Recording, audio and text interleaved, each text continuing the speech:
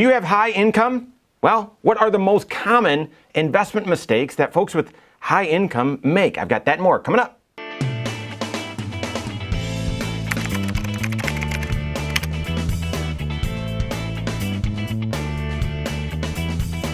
My name's Mike Bernard. I'm the host of The Wise Money Show. I'm also one of the certified financial planners right here at Korhorn Financial Group. Make sure you hit that subscribe button, turn on notifications, and smash that thumbs up button. If you have high income, you know how important it is to do comprehensive financial planning. You need to have a tax planning strategy, right? It's where if you have high income, you're in higher tax brackets, and therefore it's even more important that you understand what's available to you as far as options to defer tax or to pay tax now but avoid tax later, and looking at those opportunities for you to pay the least amount of tax over your lifetime, if not multiple lifetimes.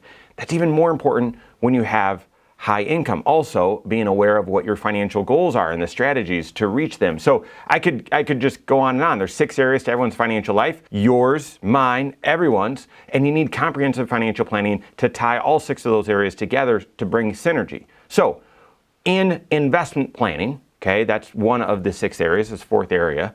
What are some common mistakes specifically that folks with high income are prone to make? The first, and I was just talking to another financial advisor, entrepreneur, he's got his own practice. We were sort of collaborating, and he shared that individuals with high income often are compensated with stock options in their company or restricted stock in their company. And they end up walking right into this trap of too many of their investments are in their own company stock. That's right. Concentration can build wealth, okay, but it can also quickly deteriorate wealth as well. This particular individual, we had him as a guest on the Wise Money Show. It's going to air here coming up. He was actually talking about where he lives, where his practice is in Texas, and he talked about what was going on with executives and VPs and higher-ups at Enron a few decades ago. And you might say, that could never happen now. And certainly everyone there knew that the company's financial results weren't stable and weren't actually sound.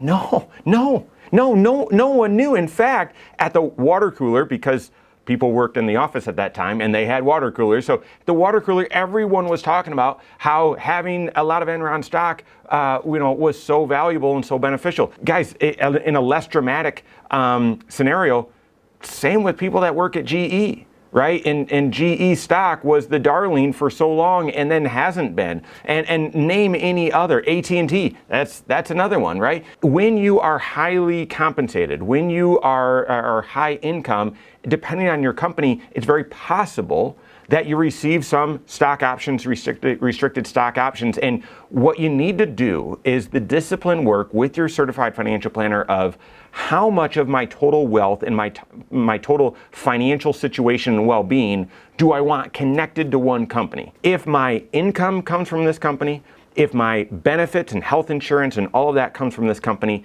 and I've got a significant portion of my investment nest egg in this one company, if everything goes down, how much of my financial life do I want to have to rebuild or get taken out? Oftentimes, this leads to setting a limit, a responsible limit on how much of the company stock you'll hold on to. If you sell all of it immediately and the company is doing well, you believe in the company, obviously you're there and you're working hard and performing well, that's why you're high income.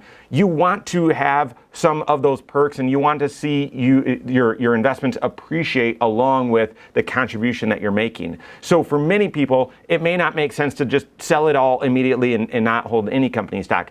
But keeping it at 5% of your total investments or 10%, depending on where you are in your stage of building wealth, that having a rules-based or a guide to make that decision so that you don't fall into this trap where too much of your wealth is concentrated in one company and at risk. So that's the first mistake that folks with high income tend to make. The second is going to sound counterintuitive, but the second is not maximizing the tax shelters that are available to them. I already mentioned that when you have high income, knowing what tax strategies exist is even more important.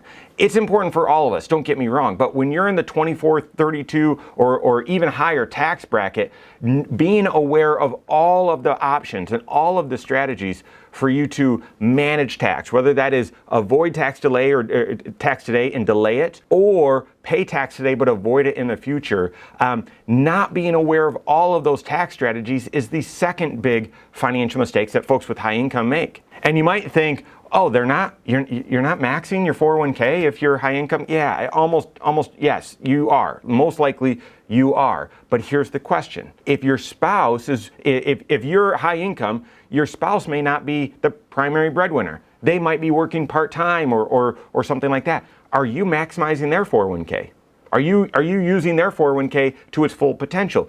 Most often what we see is those with high income are the primary breadwinner. They're maxing their 401k, and spouse has some side income, side jobs, and there's nothing going on with that. No, contribute as much as possible to their 401k. We've helped people say, okay, they're working because they love what they do. Have them contribute 100% into the 401k. What? That's crazy. They're working hard. I know. They're working hard today for money that you'll use in the future. And guess what? Between now and then, there will be a lot of growth on it. So missing out on that, missing out on doing backdoor Roths for themselves, a spousal backdoor Roth IRA, missing out on the benefits of shoeboxing their HSA, or basically treating their HSA as a tax sheltered retirement plan as well. And then even the mega backdoor Roth, missing out on some of those tax sheltering opportunities. Most folks with high income think, I make a lot of income, I save as much as I can in my 401k, and that's it. And they're not working with the CFP, actually doing comprehensive financial planning, doing tax planning to see what are the total options, all of the options available for you to improve your tax situation. Lay them all out there, and then through looking at all 6 areas of your financial life, determine which ones, if not all, but which ones you should implement. And then the third common investment mistake that folks with high income are prone to make is investing in a target date fund within their 401k. Now, nothing against target date funds. They serve a purpose, okay? Within your 401k, there's just been lots of studies out there that the more investment choices someone has at their disposal, the less likely they are to sign up for the 401k. They don't want to make a mistake. So almost all 401ks now, almost all of them, just have a very short list of investment choices. Half of them are target date funds. The other half, you get one large cap fund, one small cap fund, one international fund, one bond fund, and that's it, right? And so oftentimes, these high income individuals started as lower income individuals, and when they got started in their 401k, they didn't know what to do. They used either the qualified default investment alternative, or they just asked someone, well, what should I do? And the target date fund may have felt appropriate early on. Well, I need to be diversified. I don't know what the right mix should be. Let me invest in this, 2040 retirement 2040 fund that is going to be diversified in and of itself. Even though I'll just hold one fund, underneath the hood, it's going to be diversified. I won't really know what that is. I won't have any control over how much large cap, how much international, and so on. And it will just automatically adjust for me as I age. Early on, getting that all-in-one solution, that prefabricated house, might be appropriate.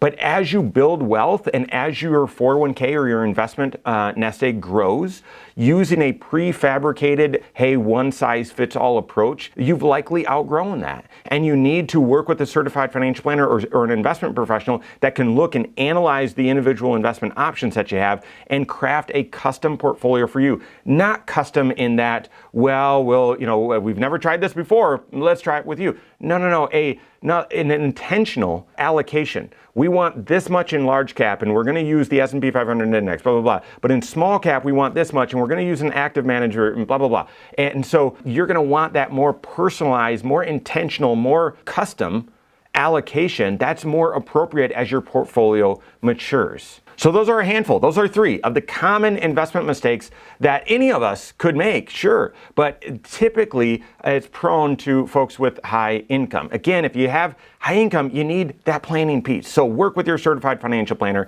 Getting comprehensive financial planning, they can help you navigate each of these mistakes and help you steer clear of these and others. If you don't have a CFP on your team, contact one on my team. Find us online, Korhorn.com. That's Korhorn with K, wisemoneyshow.com. You can find us there as well, or send us an email, info@korhorn.com. All right, there you have it. Go out and take your next wise step in your financial life.